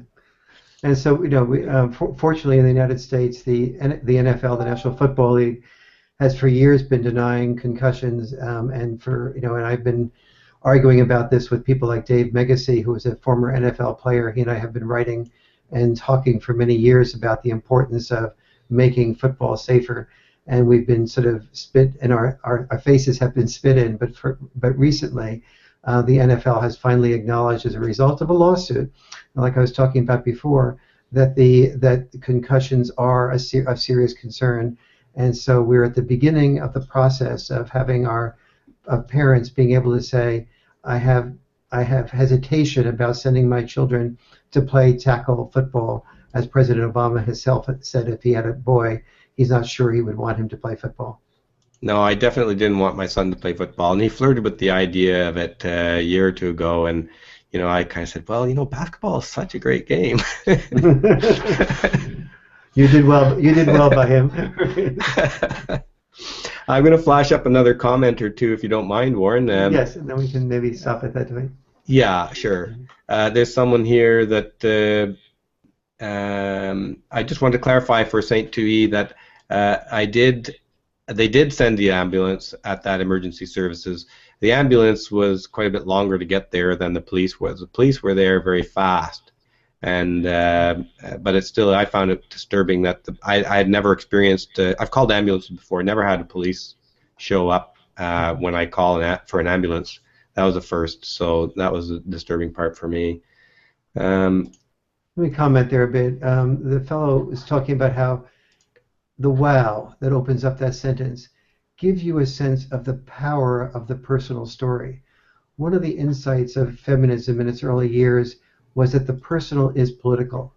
And when we share from our hearts our personal stories and feelings and fears, that really has a much bigger political impact than statistics. I have a gift for being able to remember statistics, but I have to tell you that when people hear stories of things that happen, they are far more powerful in people's psyches, and they stay with them longer than even a good piece of data. Yeah, it gets into your imagination, and you can put yourself in that story, can't you? Yes, you can. And so we have to really encourage us guys and women who, second wives, for example, are horrified that their husbands cannot see their children. When they get married to the man, oftentimes they're suspicious that the father really doesn't want to see the children that much, and then they see him go through the court system and fight the courts and spend hundreds of thousands of dollars, oftentimes, to fight to be equally involved with his own son or daughter, and they are shocked that the system is so biased against father involvement, and so those women have been some of the most outspoken about their the sadness in that their stepchildren are not able to see their own dad. And I have personal experience with that, definitely, because you won't. This one's hard to believe. It is a topic for a whole other story. I spent 11 years in court. Wow. Yeah, and my wife has been very supportive of my efforts there as well, and she's very close to my son. I'm going to just pop up another thing here. I know we're very short on time here. Steve, before you do, I just want to say something about that last thing, which I think is crucial. You just said your wife was very supportive. When I have fathers call me and say, Warren, I want to go through and have an equal amount of time with the children, I am hoping that father has two things, or one of two things: either a wife that is very supportive, or a wife or girlfriend that's very supportive of him, or parents that are very supportive of him. I have very rarely seen a father be able to make it through the court process to get equal amount of time with his children without having the emotional support system of either a loving, caring second wife, girlfriend, or parents. And so I really, if you're out there and you are a woman or a parent of a child who's also a father, the importance of your supporting him to have those children be involved with him is crucial to his sanity in combating a system that's very much biased against him. And that it reinforces the bias in the sense that that a man on his own is not as likely unless he has the support of a woman. So it's almost for his own children too, which I mean, there's so many things you just have to shake your head at, Warren. Yes. I'm going to get a sore neck shaking my head if I listen to this stuff. Well, when I say something, you can go like this, and that'll balance out the soreness. I'll have a strong neck. I can start football, right? There we go. Exactly. I'm going to throw up another one here. Okay, here's a fellow, P. Steve-erific. I think we've had a comment with him before. That he experienced a lot of kickback about when he started talking about, I think this was about, and Steve-erific, if you're there, if you can clarify here, was this about talking about the school system, or was this about talking about calling the police or treatment as being judged negatively or profiled negatively for being a man? I'm not sure. So this comment is some time ago, 1434. I'm not sure what we were talking about at that time. Just carry. Maybe we can get to one more comment here. Okay, Steve Rick saying he had the same problem with friends, thought being open-minded.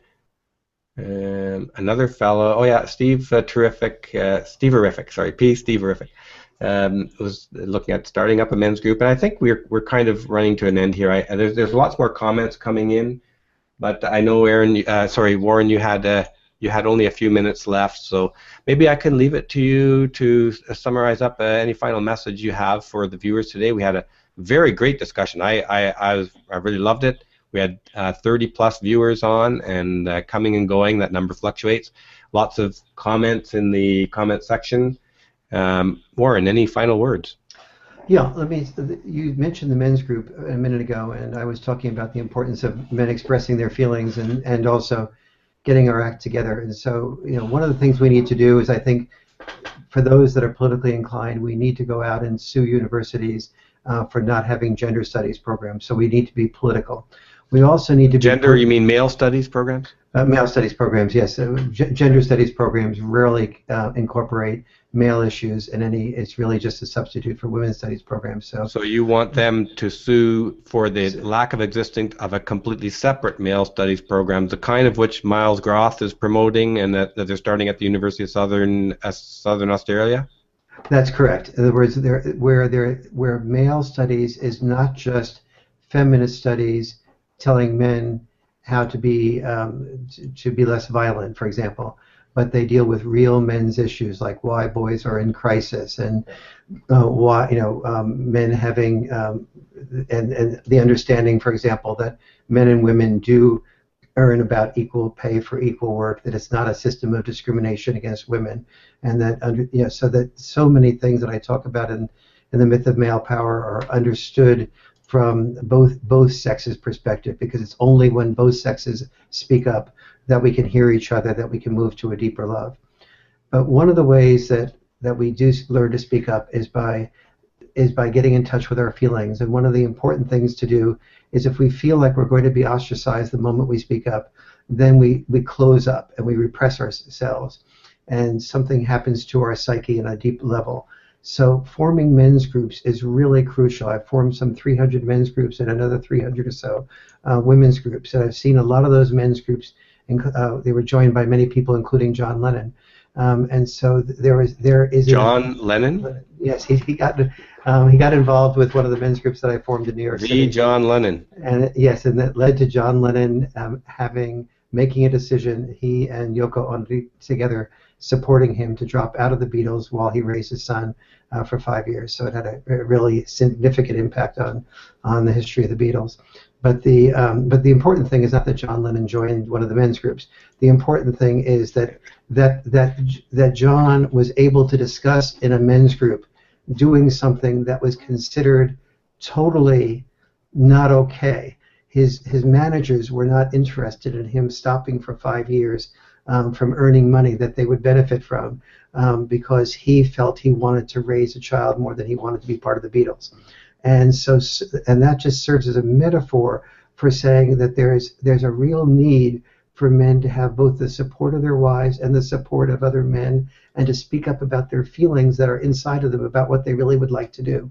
Many men have learned to get power by climbing ladders to earn more money and to have more success, but those ladders were often placed on the wrong wall. They were placed on the wall that gave them approval, the wall of being a doctor or a lawyer, not the wall of being a writer or a thinker or a painter or a musician. And so many men want, or a full-time father or a more devoted father. And so all of these things come out when you have a men's group where you feel safe and confidential. And so if you want to form a men's group, get in. If you're involved with a faith-based organization, get in contact with that faith-based organization. If you're not, put an ad in the local community paper to form a group. Talk to some guys that you respect that also have the ability to open up. Seek them out, keep an eye out for them, and invite them to join the group.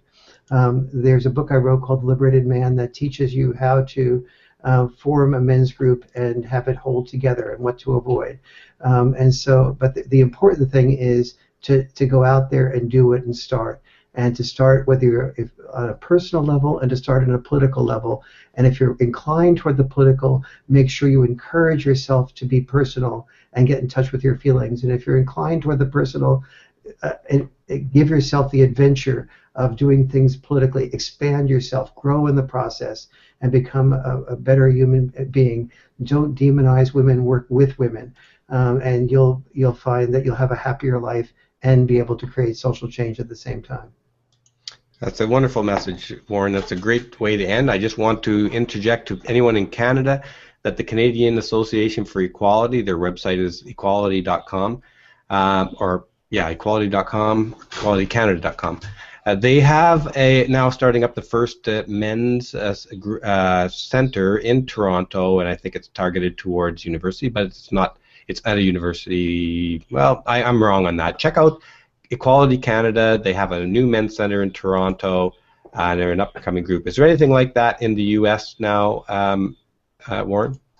Yes, I think one of the most important groups to get in contact with is A Voice for Men. A Voice for Men. If you just Google that, you'll find that. And there's also an organization called National Parents Organization. Those are two of the most effective groups in the United States putting out where you can get emotional support. The National Parents Organization is very good legally and politically on fathers' issues. The other group that I would recommend very strongly is the National Coalition for Men, NCFM, National Coalition for Men. They are the three organizations in the United States that I think are doing some of the most effective work on behalf of men's issues in general, allowing a voice for men, and then also allowing fathers to be effective parents and not demonizing women in the process. I concur with avoiceformen.com. The website is full of very interesting, sometimes very provocative material, very thought-provoking. So do check out avoiceformen.com. It's global, I believe, now. They're in many countries. There's a chapter in Canada. What about physical places? Like the one I was referring to through Equality Canada, or the Canadian Association for Equality, they're starting an actual physical place in Toronto for men and families. Is there anything like that in the U.S.? There are a few universities that have a little bit of a physical place that they're sort of sharing with somebody else, but they come and they go. And this is really what Cafe in Canada is doing is very crucial, and they're one of the most avant-garde organizations that is also a very balanced organization. So I strongly recommend getting involved with them. I'm happy to hear. It was news to me when you said it right now that they're creating a physical space, but a physical space is very important, and having good therapeutically oriented people facilitate men to open up and to keep things that men say in confidence, to create a safety for men's hearts is really crucial as well. By the way, if someone's listening to this program now and you want more on these types of issues, I'll be speaking tonight on AM 640 It'll be at Toronto time. It'll be at 8 o'clock your time. And so on the show with Lawrence Ben Elysier, who's a criminal attorney who's hosting that. Can I get the details after we go offline here? Sure. And I'll put it in the description of this video for anybody who's looking for that. I'll put the concrete information in the description. Just to finish off with the Canadian Association for Equality, they're very excited about this. They did about 6 months of fundraising to raise the necessary funds, and they were seeking $50,000, and they exceeded that. So it's very hopeful. They're very excited, and they did a lot of work to get far.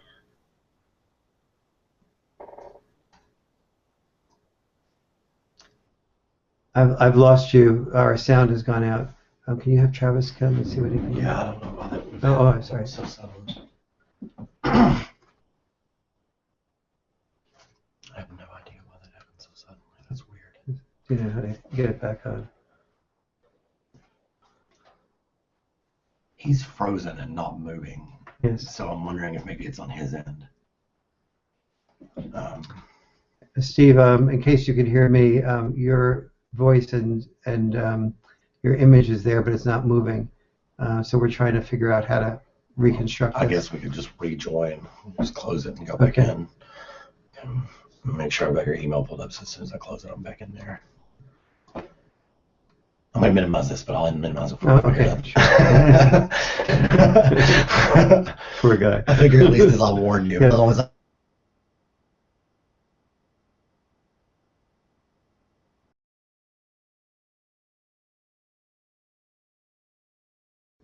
oh, wait. Yeah. I think he's gone. Let's see if we can. Yeah, I think he must have hung up or gotten disconnected. Not a bad thing. It was we're finished.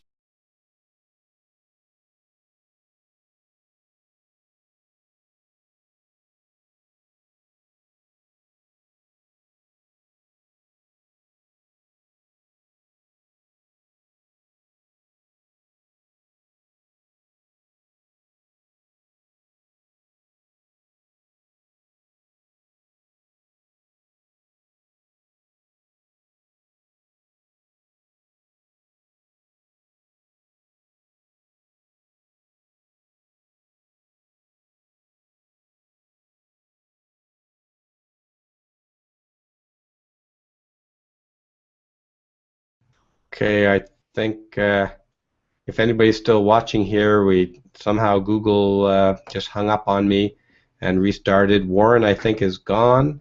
I apologize for the abrupt loss of connection there, but that's our show for today. Thank you, everybody, for coming and joining us. I will include some detailed information in the description with respect to Warren's talk tonight at 8 p.m. And thank you for joining us.